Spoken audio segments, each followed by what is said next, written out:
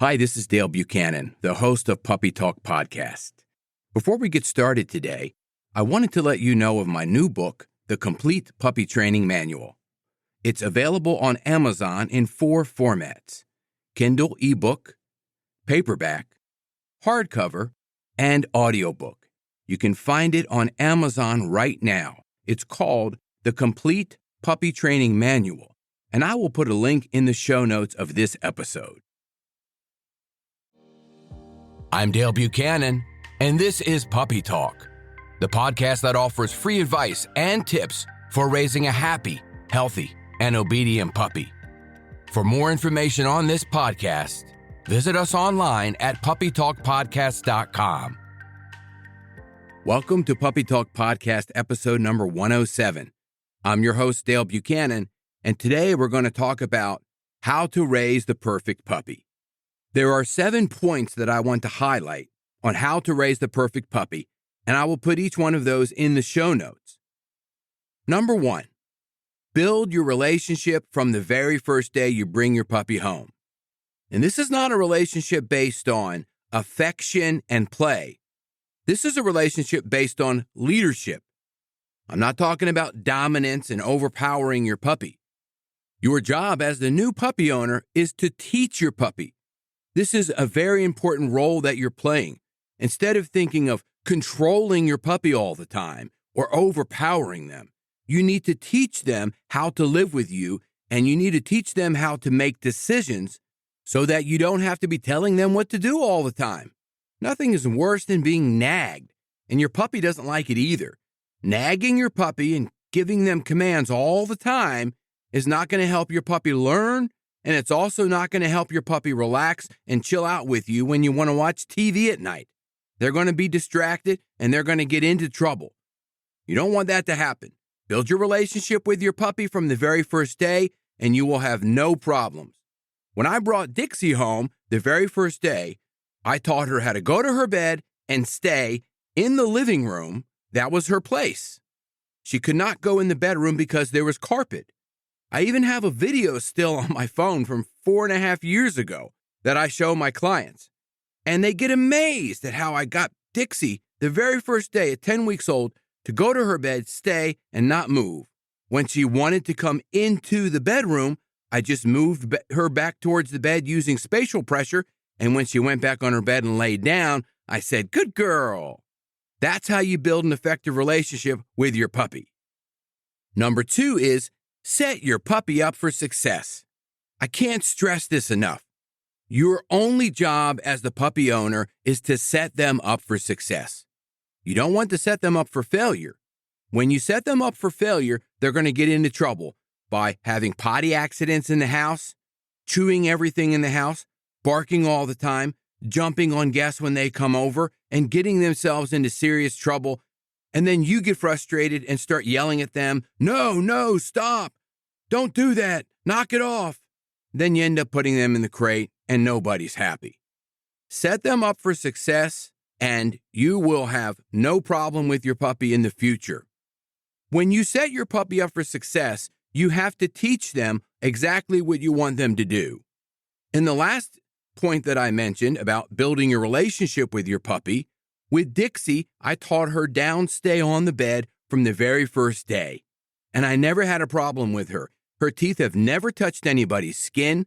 She's never barked in the house. She's never had any problems with greeting people and being overstimulated with them when they come over. She always obeys the rules in the house, and this is how you set your puppy up for success from the very first day. Teach them what you want them to do. Point number 3, set clear rules and boundaries. Again, just like the example where I told you that I had Dixie learn to go to her bed, lay down, and stay, that was a boundary for her. She could not move from that spot. If she wanted to roam around the house, I had her on a leash and collar, so she couldn't go very far. And then when she started to go away from me, I grabbed the leash, brought her back to me, and I asked her to lay down. When she lay down, I gave her a bully stick or some treats or something to chew on so she had something to do. But she knew very quickly that she had rules, she had boundaries. The rules were she could not bark in the house, she could not run to the door when somebody knocked, she could not play bite on anybody, especially me, and she could not get on furniture unless she was invited. The boundaries were she was only permitted in the living room and nowhere else. She could not go into the kitchen, into any bedrooms, into the bathrooms, or into the hallway leading to the front door. She was only allowed in the living room, and I kept her there, and she learned very quickly, as I took the leash off of her, that this was her space, and she had no problems with it to this day at 4.5 years old. Number 4, socialize your puppy early. When I got Dixie, the very first day, May 5th, 2020, she was 10 weeks old, I had her meet 50 new people. These people lived in my apartment community. I went to everybody's front door and I said, "Hey, here's my new puppy." And they were glad to see her. I was holding her, they pet her, or I put her on the ground on a leash and they were able to get down with her and pet her. And she learned how to interact with 50 new people the very first day that I had her. Shortly after that, I got her introduced to a lot more people and other dogs from a distance, until she had all of her vaccines. When she got all of her vaccines at 16 weeks, she was at daycare, learning to socialize with dogs and people and learning how to be independent, away from me, and not relying on me all the time. So socializing your puppy is very, very important from the very first day you get them. Number 5, don't overuse corrections. A lot of people comment how good my dog Dixie is. And do you know, I never give her a correction. I never tell her no. I never tell her stop. I never tell her that she can't do anything. I never tell her to knock it off. I never give her corrections.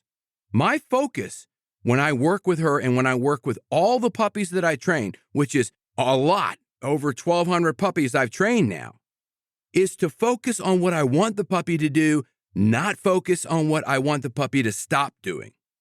Don't overuse corrections is number 5, and focus on what you want the puppy to do. Teach them what you want. That's number 6. I can't stress this enough. If the puppy is jumping on people and you don't want it jumping on people, teach it to greet people and lay down. How can it jump if it's laying down? A puppy or a dog can't multitask. If a puppy is counter surfing on your coffee table or going in your kitchen and getting on that table and trying to get food off the counter, don't allow them access to those areas. Block them off with a gate. Have the leash on them. Teach them their boundaries. Set them up for success. You see how this works? Each one of these points feeds into the other. Don't focus on what you don't want. Teach the puppy what you want it to do. Number 7, never punish, yell, or get mad at your puppy. This is going to challenge your relationship. And remember, in point number 1, I said, build your relationship from the first day. The opposite of building your relationship based on leadership is building your relationship based on fear. So don't punish, yell, or get mad at your puppy, and they will be happy to be living with you. They will respect you. They will listen to you more than if you use force. If you've ever listened to this podcast before, you'll realize that my methods are force-free. It's not appropriate to punish, yell, or get mad at your puppy. They are making mistakes. They're going to make mistakes. They're not going to be perfect right away, but they are working towards being perfect for you. And that's what you want. You want them to be perfect to live with you. They're not going to do every command exactly right. They might have a few potty accidents. They're not going to walk on a leash perfectly right from the get-go. You have to work with them. You have to be patient with them. You have to have some frustration tolerance of your own. And you have to have some impulse control as well. Be patient with your puppy and follow these 7 steps. In review, those 7 steps are: build your relationship from the first day. 2, set your puppy up for success. 3, set clear rules and boundaries. 4, socialize your puppy early. 5, don't overuse corrections. 6, don't focus on what you don't want. Teach the puppy what you do want.